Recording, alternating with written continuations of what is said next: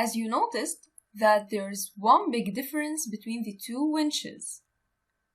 We say that the winch on the left is more powerful than the one on the right.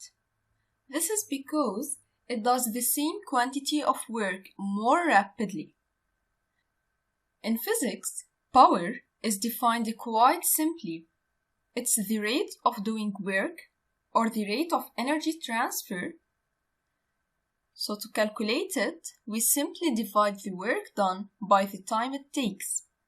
So power is equal to the work done divided by the time taken, and recall that the work is being done on the object by a force.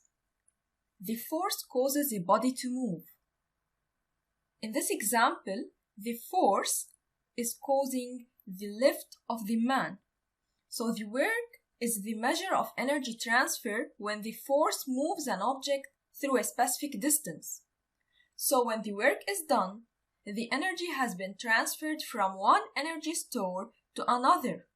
For example, the energy is transferred from kinetic energy into gravitational potential energy and vice versa. Recall that the energy is neither created nor destroyed, however, it transfers from one energy store to another. So, we say that the energy transferred is equal to the work done.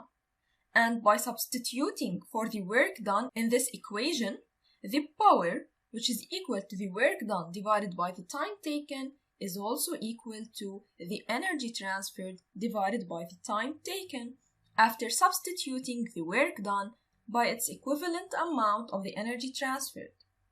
So, the work is a measure of the energy transferred. The units of power are watts, named after the Scottish engineer James Watt. 1 watt is equal to 1 joule of work performed, or 1 joule of energy transferred in 1 second. The winch on the left takes 4 seconds to lift the load. The power of this winch can be worked out using the formula P is equal to WD divided by T, where the work done is 14,000 joules as we calculated previously, divided by 4 seconds, which is the time taken to lift the load. An answer of 3,500 joules per second, where joules per second is equal to the watt, so the power is equal to 3,500 watts. Now, if the winch on the right in the figure takes 10 seconds to raise the 70 kilogram mass in the same height, which is 20 meters, what is the power of this winch?